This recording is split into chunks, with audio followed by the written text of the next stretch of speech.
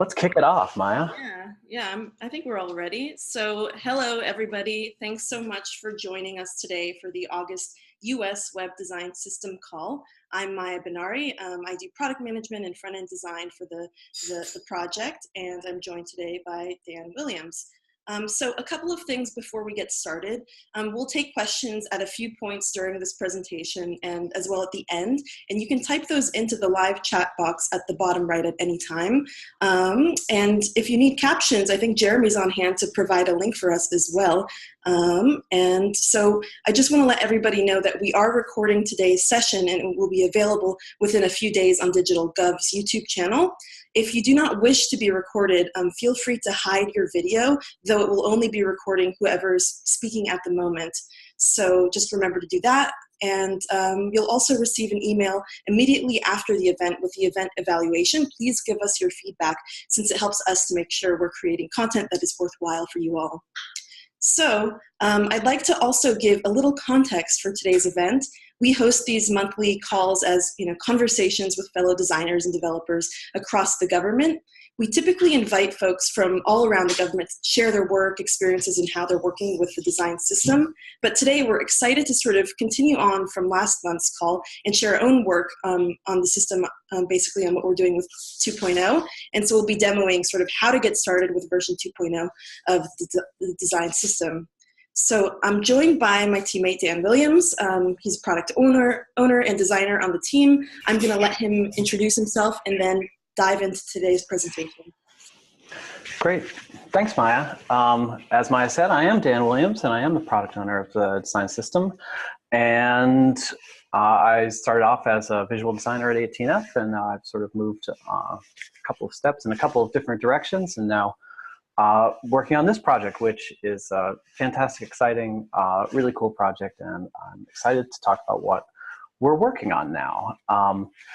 We're working on the release 2.0 of the system, which we expect to release in sort of a beta form in about a month. It's pretty close, though I will warn you that some of the things I'm showing now may change a little bit as we finalize everything in the subsequent weeks. But I'm just going to show a little bit about what we have, some of the settings that are available to projects using Design System 2, and then just probably get some questions about what we're doing and try to answer them as best as I can. So I'm going to share my screen here, and hopefully now you can see a screen with a little bit of a code window up on the front, which I just have to resize a little bit. And some other windows around here. So today we're going to be looking at this little demo site here that I've set up for everyone's favorite fake government sort of culture monthly topic. This is a... You can see your screen. You can't see my screen? No. I can see it. I can see it. Let's see. Jeremy, did you say you can or cannot see it? Because I can see it. Oh, I can see it. Fine. So one of the things, if you're following along and you're having trouble seeing the screen, there's a few view options, and there's a way to see the presenter view as opposed to being into the grid view. Try hitting Command Tab or Alt Tag on a PC. When you find it, you should see a sort of browser window open with a sort of a white background website. But yeah, so this is a site that I worked up using Design System 2 and essentially built it from scratch using all of the the new web design system utility classes. So this is a page that's built in Jekyll with a bunch of utility classes. I built it in utility classes because I wanted to build sort of something new that was not necessarily built all with existing components. It has the banner component on the top, but a lot of these other things are kind of custom. and I wanted to just get it up quickly, and utility classes is a good way to sort of get something up quickly and get coding fast. I won't go into the details of all of the utilities right now, but we do have a page up on our v2.designsystem.digital.gov around utilities, and you can begin to see there sort of what utilities are available, what they're called, and what their options are. But I'm going to focus now on some of the settings that you can use when you're setting up a US Web Design System 2 project. When you're making customizations to the settings, you will have to recompile the web design system. It's written in Sass.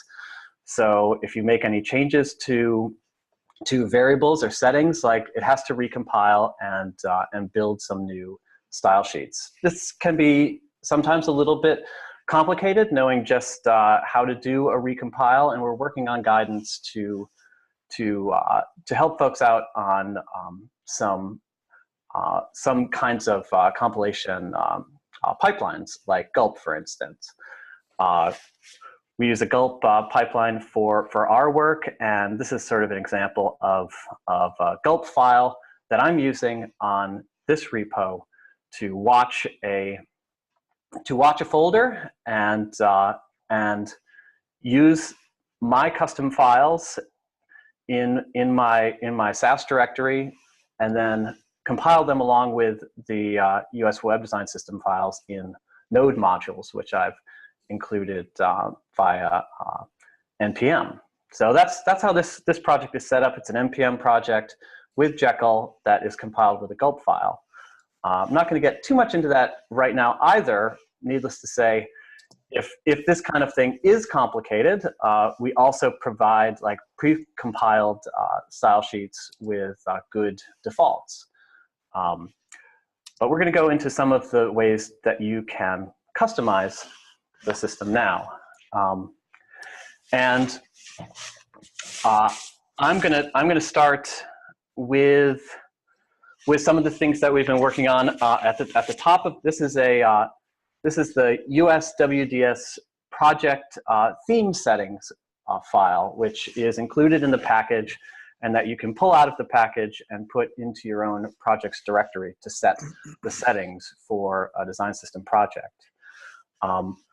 We've done a lot of work with version 2 to make the design system easier to integrate into existing projects. It's not as much of a big deal on this one that I've just built from scratch, but with the current design system, if you add it to an existing project, it can cause some conflicts. So we've worked to scope a lot of the styling that we're doing on elements, so that those elements, that element styling doesn't affect what you already have on an existing site. These two flags up here at the top, theme global styles basic and theme content styles, are the way that we're scoping our styles.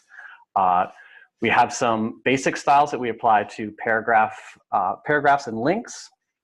And with this flag for true, that applies those basic styles. With this set to false, it wouldn't apply those styles at all. So it wouldn't affect anything. If you already have styles for paragraphs and links that you don't want affected in any way, you could set this to false.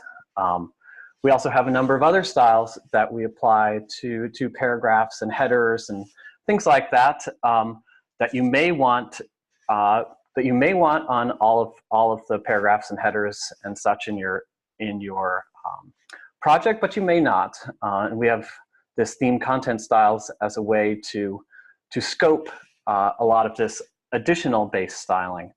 You can apply it to everything with global. You can apply it just to a class called USA Pros with scoped, or you can apply none of them at all with none.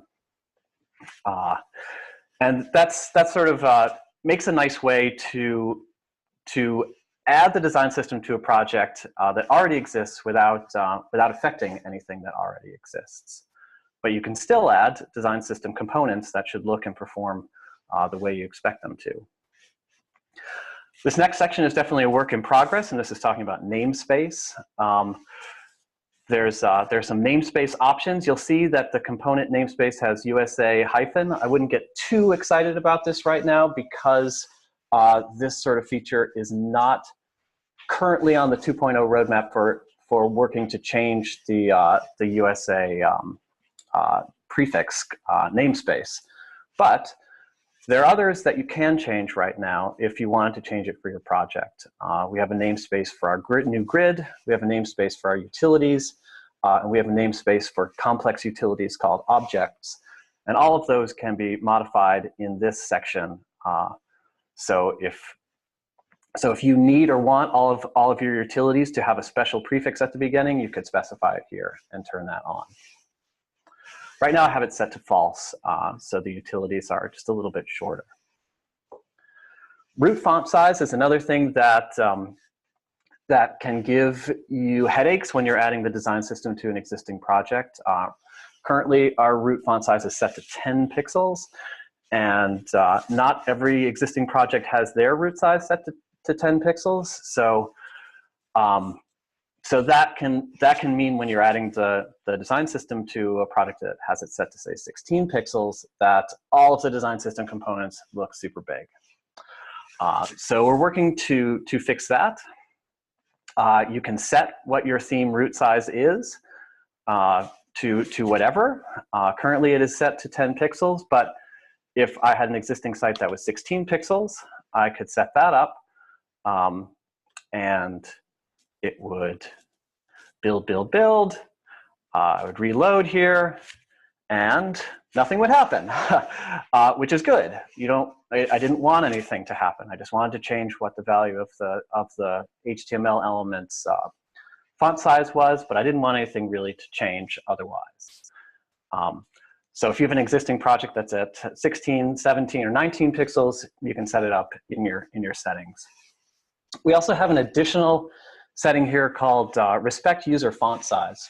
This is currently set to false, but when it's set to true, it will respect the font size that someone has set up in their browser preferences. So if I go to my browser preferences and I scroll down to my font size, right now it's at medium, but not everyone has it set to medium. Some folks have it set to, for instance, large, to see sites at a larger size. If I come back to my demo site here, nothing has changed. But some folks might expect it to change if they've set it explicitly. So now we have a way, if we set this to true, that we can respect the user's font size decisions. And if they set it to large, the site will change to show a larger version, and it will use the media queries that already exist in a design system project to display the page with the best formatting for the style that for the type size that they have selected. So this is set to large. You can even go to very large, and it's just like it becomes a mobile page essentially. If you are the kind of person who likes things almost illegibly small, then it can also get super small as well. And that is a nice thing for accessibility, and it's something that the system can now accommodate. There are my frogs.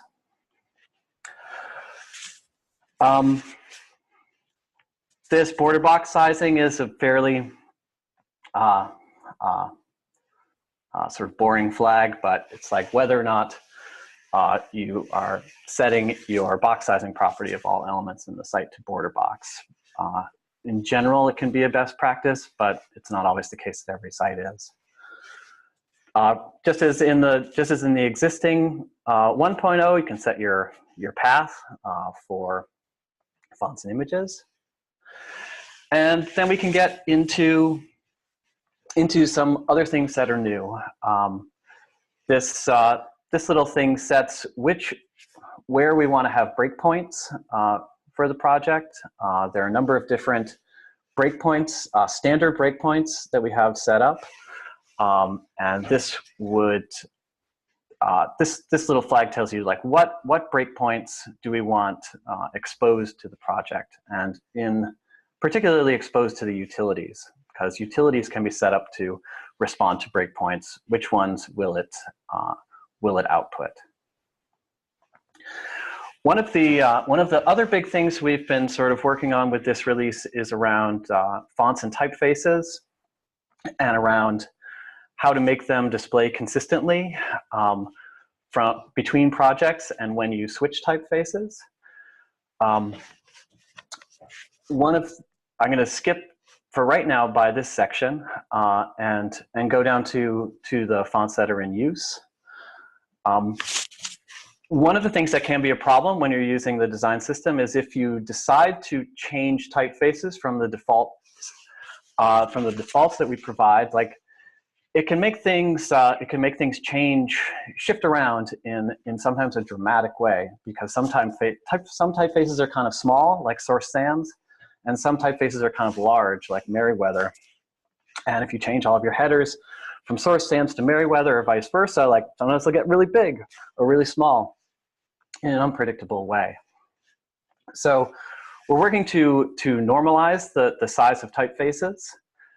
We've normalized a number of common faces: Georgia, Helvetica, Merriweather, Open, a new face that we're working on called Public Sans, previously called United Sans, Roboto, Source Sans, System Fonts, Tahoma, and Verdana all are kind of in the system right now.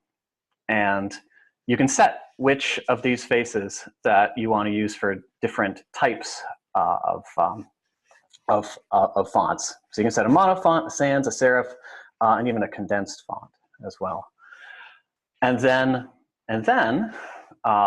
you can assign those different kinds of fonts to different roles. So right now we have the sort of design system default right now, which assigns the sort of Merriweather serif to headings, the sans serif source to body, mono to code, and a serif to an alternate. But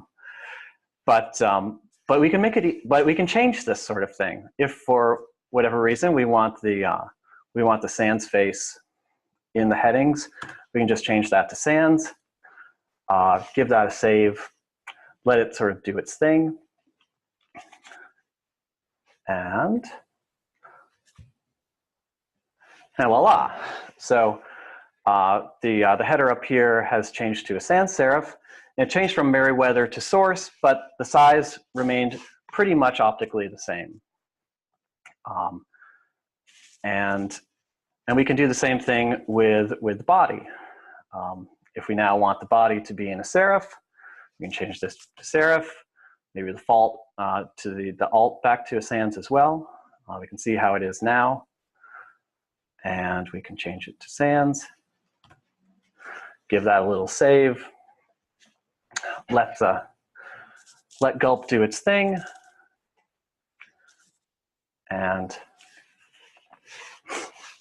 change that. And then now we have the same thing. We have the same thing as before, except all the typefaces have sort of switched around, but the general relative sizes of everything it remains the same. We can also change faces. So if we wanted, instead of Merriweather, to use Georgia, we can change that to Georgia. And instead of Source Sans, if we want to try out this Public Sans, we can do that. Give that a save. All of the little steam will come out of your gulp file. And there's change that. So now instead of Merriweather, it's using Georgia. Instead of Source Sans, it's using Public Sans. Everything kind of changes tone a little bit, but everything generally stays in place. And that's what we're doing with typefaces. You can also, as I scroll up here, you can add a new font definition. If you had custom face of your own that wasn't in any of our definitions, you could add your own definition with its own sort of normalization scheme. I won't go into that, but it's possible. So you can change all kinds of fonts and typefaces. You can change the size of all the faces in the scheme as well. So we have a 9-step project theme scale for type sizes, going from 3 extra small up to 3 extra large. And all of these are also documented on our V2 website as well, in this case, under type scale. So if I go to type scale, I can see here's the theme type scale, and this is how it's set up by default. These are all the steps in the 9-step scale, and they're assigned steps from a larger system scale, which is something new to Design System 2 as well. So we have defaults, but we know that sometimes, for whatever reason, folks have to change from the defaults. So how do we accommodate this, the need for flexibility with being consistent across projects? Well, we do that with a system scale that means instead of just choosing any size willy-nilly if you go away from the system defaults, we have a broader system type scale that we encourage folks to choose from. So these are all the steps in the broader system scale. There are 21 steps. There are 20 sizes plus a micro size that's mostly not good for reading. So you can set those right here. These are all the sizes in the system scale assigned to your project theme scale. And so for instance, if we wanted to change the very large size to something huge, we can go and change that to the largest size, 20, and we'll see that reflected up here at the top when I reload. There it is, with a nice, enormous title at the top in the very largest size. I realize that there are all kinds of things that you can set up with Design System 2, all kinds of flexibility with sizes and colors and type scale and a lot of things like that. I've only started to jump into that, but I also see that we are at 10:25 a.m. and I want to leave at least 5 minutes and possibly a bit longer to start to answer some questions and think about how we're doing and what we might be thinking about in the future as we work toward releasing this beta. So I'm going to stop talking for the moment. Sure. So yeah, I think we have a few questions coming in. So Brad asks, can you tie the plus or minus zooming to correlate with the defined type scale? Can you? Maybe I don't get it. Can you help me understand that? So like what I'm doing here, doing a force zoom.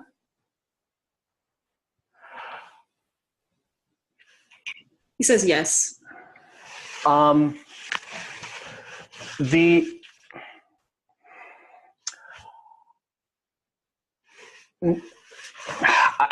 might not totally get it, but the two settings essentially are. It can't necessarily, if you don't. I don't think we have a way to say if someone is scaling up to then like scale the typeface down to make it not change. That's probably not what you're asking. I wouldn't expect that you're asking it, but I might be misunderstanding.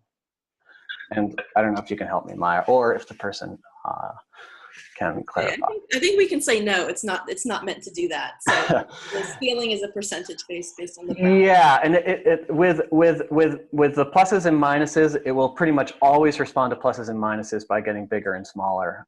If you respect the user settings flag, if that's set to true, it will respond to the user settings by making it bigger or smaller. If that's set to false, they can set it as big or small as they want, and it won't make any difference on the size of the faces on the page. And that might be important for some projects. Yeah, so we have a couple of questions related to sort of Drupal and the Drupal theme. So one, are you working on incorporating V2 changes into the Drupal theme? And then B, do you plan to ship the Gulp workflow for the Drupal theme? We are not explicitly working with the Drupal theme, though if the maintainers of the Drupal theme are interested in incorporating this, I think it could be something that could work very well with the Drupal theme. And I think that the kind of Gulp file and the Gulp pipeline stuff that we are working on now could also work well with that sort of theming, though we are not explicitly working with the Drupal implementers. Yeah, I think that's all we have from the questions in the chat. Does anybody want to kind of chime in and voice your question?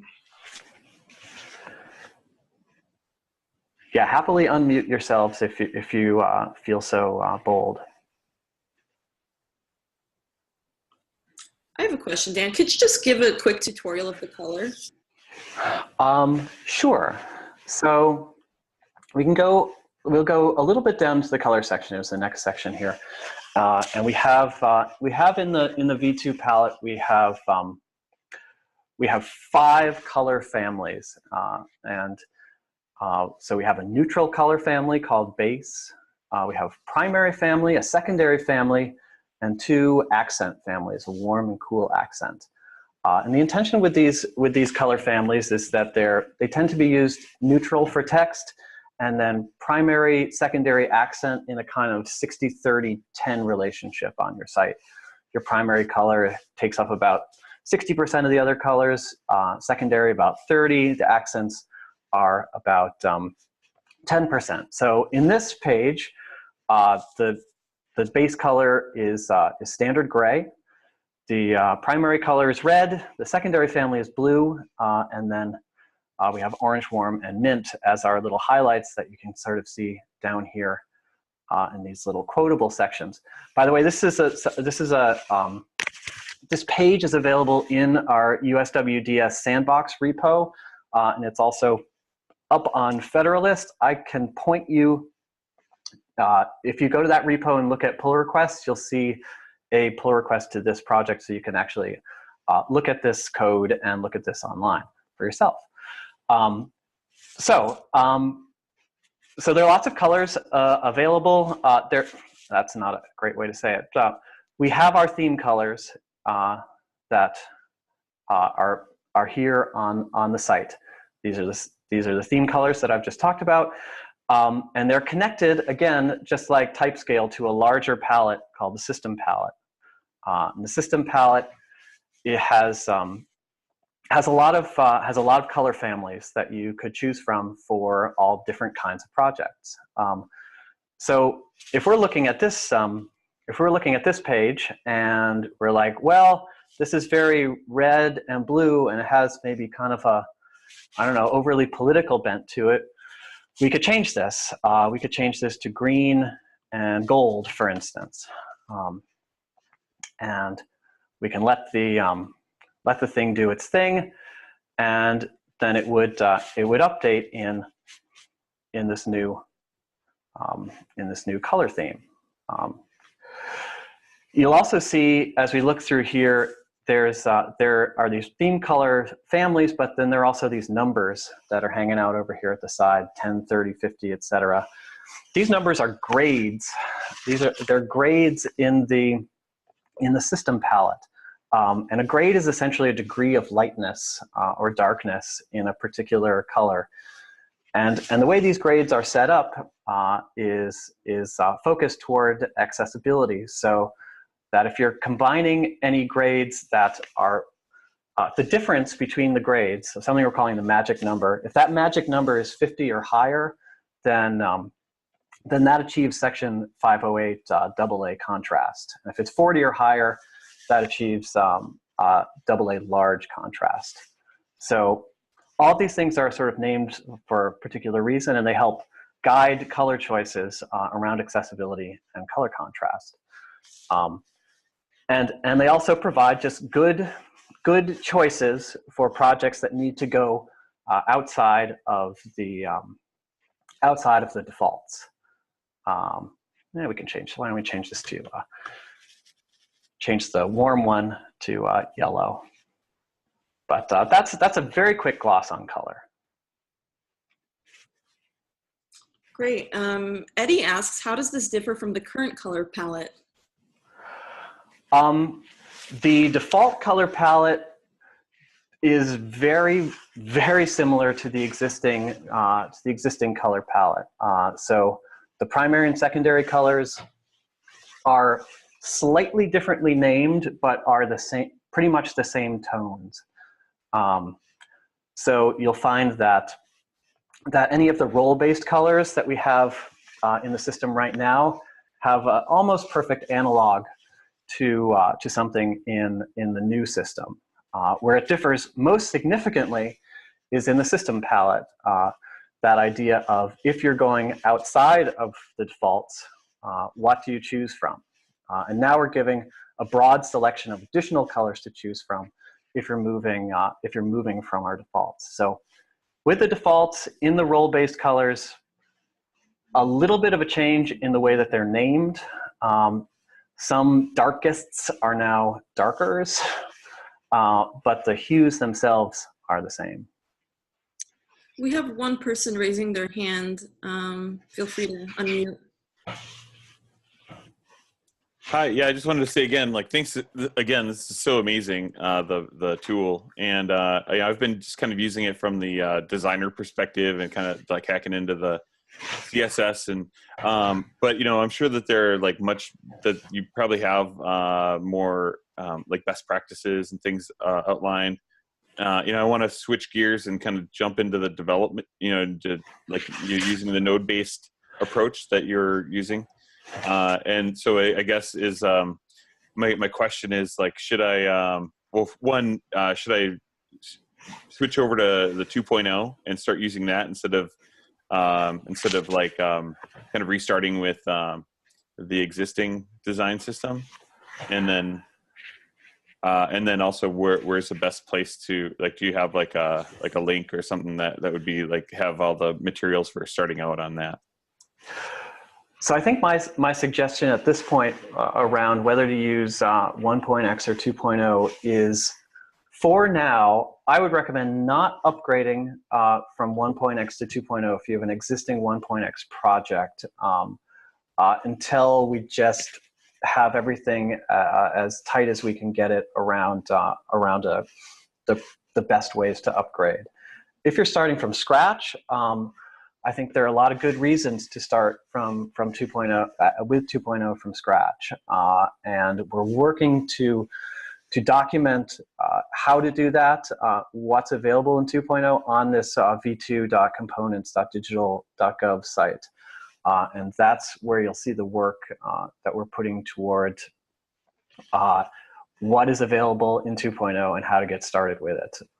Most of our efforts so far has been in what is available, though probably some of our subsequent effort will be on how to get started with it and sort of developer setup and those kinds of things. Because there are a couple like little requirements around what needs to happen with the way that the SAS code is compiled, and we have some suggestions about how you could do that through something like Gulp. We'll work to get that all out there. Great. Thank you. To wrap up, I think there's just one more question, which is sort of around when will 2.0 be ready for production use? So I think we plan to have a bit more mature beta ready at the end of September. And from there, we will spend maybe 1 to 2 months, or we'll see how it goes in the beta period, and getting feedback from hopefully a lot of you to make this better and greater. And after that, we plan to release it as the official public ready version.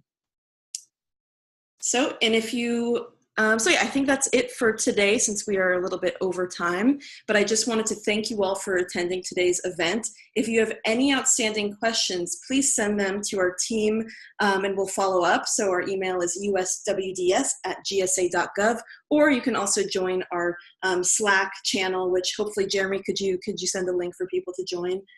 if they're not in already. And the DigitalGov team will put a link to the event evaluation in the chat box. Please take the time to give us your feedback about today's event. We'll also send the evaluation via email along with any other relevant information. And so thanks so much, everybody, and have a wonderful day. Thank you all. I'll add one quick additional thing is that we have really appreciated all the comments and issues and things that folks are submitting to our GitHub repo. Please continue to do that. Please continue to comment in the Slack.